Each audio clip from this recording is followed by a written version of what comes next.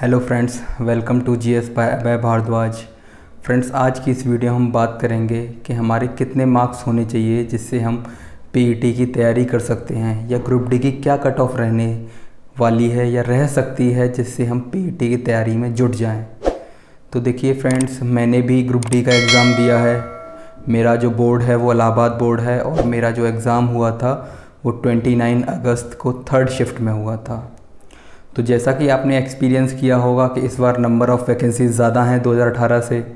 तो जब भी नंबर ऑफ़ वैकेंसीज़ ज़्यादा होती हैं या वैकेंसी ज़्यादा होती हैं तो कट ऑफ क्या होती है, डाउन ही जाती है।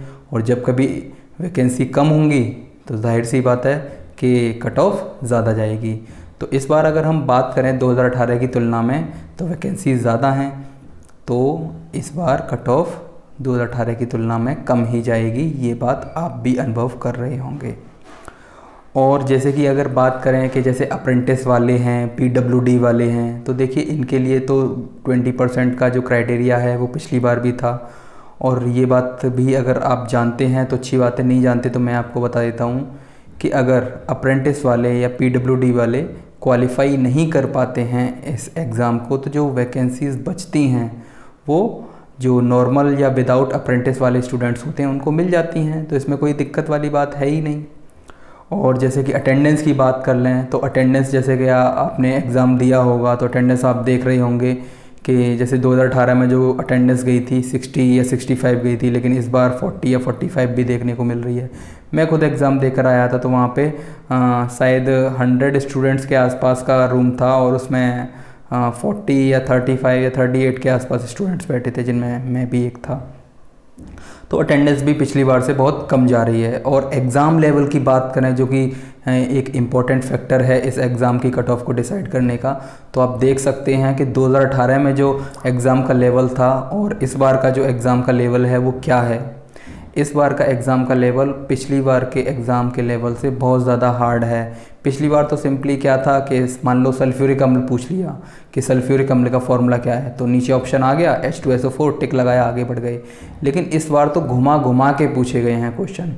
और जिसने भी, यकीन मानिए मैं ये एकदम दावे के साथ कह सकता हूँ कि जिसने भी किसी भी टीचर का ग्रुप डी का साइंस का कोर्स ख़रीदा होगा वो सारे के सारे क्वेश्चंस तो नहीं कर सकता।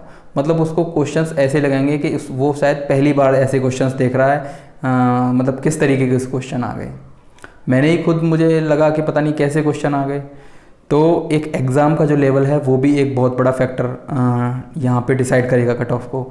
और दूसरी बात करें कि जो फॉर्म भरे गए हैं वो इस तरीके से फॉर्म भरे गए हैं कि जब 2018 में जो ग्रुप डी के फॉर्म भरे गए थे तो उन बच्चों का या उन छात्रों का एग्ज़ाम का रिज़ल्ट तब तक आ नहीं पाया था, उससे पहले 2019 की वैकेंसी आ गई। तो उन छात्रों ने क्या किया कि उन्होंने उस वाले फॉर्म में 2019 वाले फॉर्म को भी फिलअप कर दिया, जो कि अब वो एग्ज़ाम नहीं देने गए। मेरे ही कुछ स्टूडेंट्स हैं, मेरे ही कुछ फ्रेंड्स हैं और जिनसे मैंने बात करी तो उन्होंने मुझे बताया कि हम एग्ज़ाम देने नहीं जा रहे हैं क्योंकि हमारा ऑलरेडी ग्रुप डी का, हम ग्रुप डी में जॉब कर रहे हैं, तो अब दोबारा ग्रुप डी का एग्ज़ाम देने का मतलब ही क्या बनता है।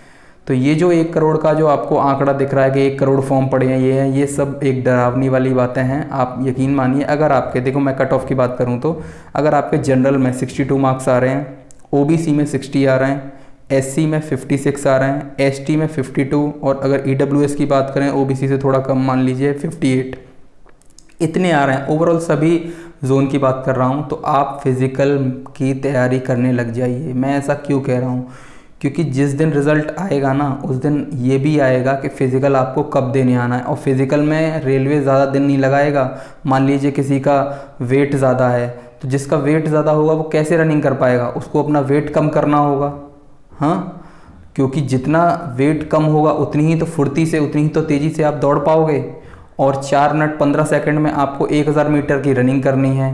और आप पिछली बार की 2018 की लिस्ट PDF डाउनलोड करके देखिएगा जो फिज़िकल की है, आप देखेंगे कि 30% स्टूडेंट्स ऐसे होते हैं जो फिज़िकल को क्वालिफाई ही नहीं कर पाते।